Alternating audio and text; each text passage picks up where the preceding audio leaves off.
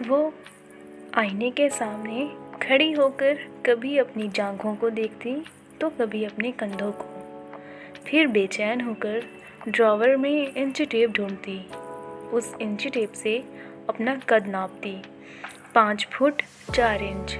फिर अपनी जांघों को उसी टेप से नापती।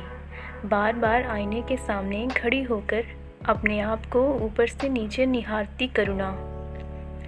जैसे ही उसकी आंखें आईने की करुणा की आंखों से मिली, वैसे ही वो फूट पड़ी। करुणा अपने मुंह पर दोनों हथेली रखकर रोते रोते फर्श पर बिखरने लगी और एक करुण स्वर के साथ पूरे कमरे में उसके रोने की आवाज़ गूंज गई। करुणा घंटों वहीं बैठी रोती रही। कुछ देर बाद दरवाजे पर किसी की दस्तक हुई और उसने तुरंत अपने आंसू पोंछकर इंची टेप को ड्रेसिंग टेबल के ड्रॉवर में वापस रख दिया। वापस उसी आईने में अपने चेहरे को जल्दबाजी में देखा और बिखरे बालों को हाथ से ठीक करते हुए अपनी टी शर्ट को कमर तक खींचकर दरवाजे के पास पहुंच गई। दरवाजे के उस पार मम्मी थी। कमरे के भीतर प्रवेश करते हुए वे बोली, क्या कर रही थी? इतना टाइम लगता है दरवाज़ा खोलने में?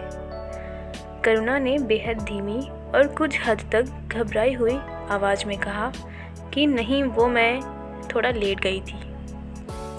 इसी बीच मम्मी ने लॉन्ड्री से आए कपड़ों को करुणा के अलमारी में रखना शुरू कर दिया। करुणा भी अपना मुंह मम्मी से चुराते हुए कमरे में यहाँ वहाँ पड़े सामानों को समेटने लगी। मम्मी को और भी काम थे, इसलिए मम्मी ने जल्दी जल्दी करुणा के कपड़े अलमारी में रखे और करुणा को पढ़ने की हिदायत देकर चली गईं। करुणा ने मम्मी के जाते ही फिर से कमरा बंद कर लिया और बिस्तर पर औंधे मुँह लेट गई। लेटते ही उसकी आंखों से आंसू बहने लग गए और वो रोती रोती कब सो गई उसे पता ही नहीं लगा। सुबह करुणा की नींद 7 बजे की अलार्म से खुली। रो रो कर उसका शरीर उसे एकदम शक्तिविहीन और भारी भारी लग रहा था।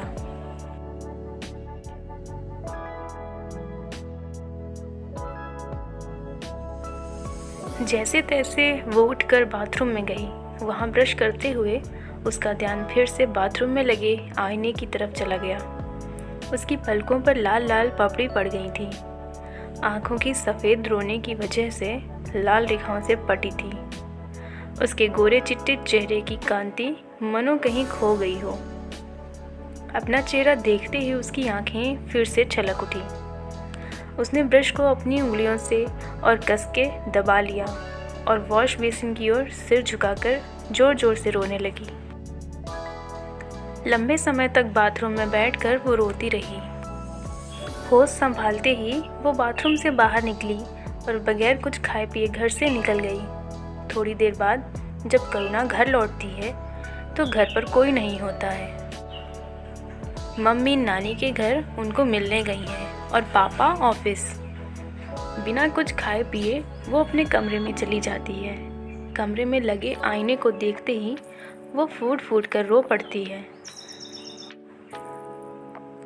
उसकी नज़रों के सामने वो दृश्य पुनः चित्रित हो जाता है। सुनील करुणा का हाथ पकड़कर उसे आईने के सामने अपने साथ खड़ा करता है और उसकी जांघों को और अपनी जांघों को मिलाकर कहता है, देखो तुम्हारी जांघें मेरी जांघों से कितनी मोटी हैं। फिर सुनील करुणा को सीधा खड़ा कर कंधे से कंधा मिलाकर कहता है, हम एकदम बराबर हैं। तुम अगर थोड़ा सा भी और तनकर खड़ी हो जाओ तो मैं तुमसे छोटा ही लगूंगा।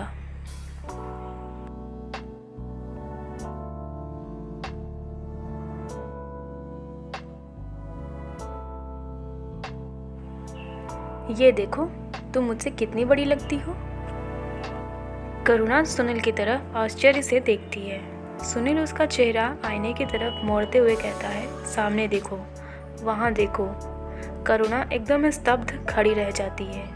उसे कुछ भी समझ में ही नहीं आता कि सुनील अचानक ऐसी बातें क्यों कर रहा है। वो ये सब क्या बोल रहा है और क्यों बोल रहा है। वो सुनील से कहती है, तुम क्या कह रहे हो? मेरी तो कुछ समझ में नहीं आ रहा। सुनील अपनी सारी बात वापस से दोहराता है। सुनील की चिढ़ और हताशा से उसे सुनील की बातें कुछ कुछ समझ में आने लगती हैं। दरअसल सुनील के शब्दों को तो वो पहले ही समझ गई थी, लेकिन उसे अपने कानों पर यकीन नहीं हो रहा था। उसे उन शब्दों के अर्थ कुछ समझ ही नहीं आ रहे थे। उसका सुनील ऐसी बातें थोड़े ना कर सकता है। ज़रूर उसे ही सुनने या समझने में कोई गलतफहमी हुई होगी। लेकिन अब जब अंत में सुनील साफ शब्दों में कहता है कि मैं हमारे रिश्ते को लेकर कॉन्फिडेंट नहीं हूँ, तो करुणा को तो जैसे एक सदमा सा लगा हो। उसे कुछ समझ नहीं आता। उस पल उसका व्यक्तित्व एकदम अस्त व्यस्त हो जाता है। वो एक बच्चे की तरह नादान और नासमझ बन जाती है, या फिर शायद किसी बच्चे से भी ज़्यादा मासूम और इस स्वार्थी दुनिया से अनभिज्ञ।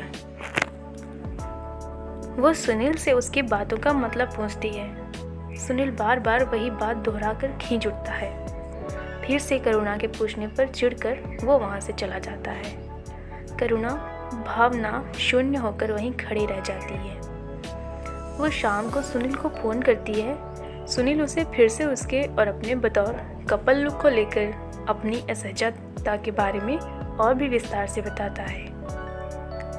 करुणा को लगता है कि सुनील नए नए जॉब की वजह से कुछ परेशान है, इसलिए वो परेशानी में ऐसी बहकी बहकी बातें कर रहा है, वरना अब तक तो ऐसी बात कभी भी नहीं हुई थी। रात में सुनील करुणा को फ़ोन पर बताता है कि अपने दोस्तों के सामने और अपने परिजनों के सामने करुणा के उससे उम्र में बड़े लगने और हाइट में लगभग बराबर होने की वजह से उसके साथ असहज महसूस करता है। सुनील समझाते हुए निराश शब्दों में कहता है, बेबी तुम समझ नहीं रही हो। I am not comfortable the way we look together. Karuna, but why? अचानक ऐसा क्या हुआ?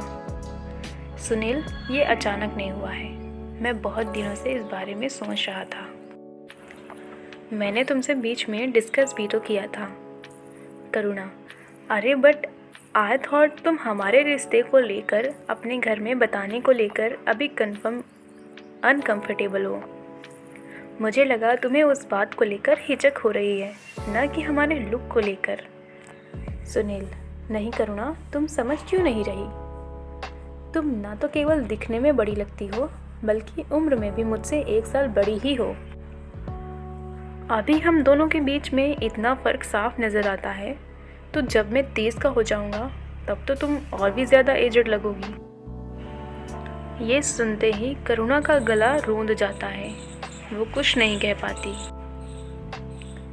सुनील फिर बोलता है, करू, मैं नहीं चाहता कि इन फ्यूचर फिर से ऐसी फीलिंग आए और तब बहुत देर हो चुकी हो। उससे पहले यही ठीक है कि हम अभी अपने रिश्ते के बारे में फिर से सोच लें।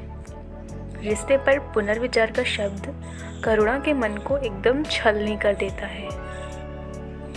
वह अपने रूंधे हुए गले से कुछ हद तक चिल्लाते हुए कहती है, क्या सोच लें Sunil? Have you lost your senses? मेरे मॉम डैड को अभी 1 महीने पहले ही हमने हमारे रिश्ते के बारे में बताया है ना,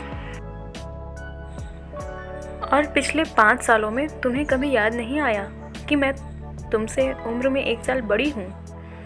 अब अचानक ये हैप्पी रियलाइजेशन हो रहा है। कुछ रुकते हुए और फिर कुछ बिखरी हुई हिम्मत को वापस जुटाते हुए करुणा खींच कर कहती है, तुम क्या बात कर रहे हो? तुम्हें कुछ समझ में आ रहा है? It's been 5 years Sunil. तुम्हें अब ये महसूस हो रहा है जब मेरे माँ पापा को हमारे रिश्ते की बात करनी तुम्हारे घर आना चाहते हैं तब। सुनील का गला भी अब रूंध गया।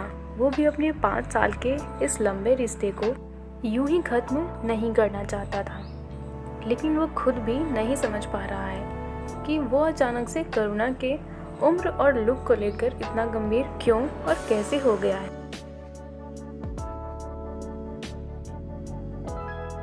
वो करुणा को लेकर कश्मकश में पड़ जाता है। वो बाद में बात करने को कहकर फ़ोन रख देता है, लेकिन उसी दिन से करुणा बहुत बेचैन रहने लगती है। उसका दिल और दिमाग ना तो हॉस्पिटल में लगता है और ना ही अपनी पीजी की तैयारी में। उसने जब से सुनील के मुंह से अपने लुक को लेकर अनकंफर्टेबल होने की बात सुनी थी, तब से वो खुद को बहुत ही बदसूरत और मोटी मानने लगी थी।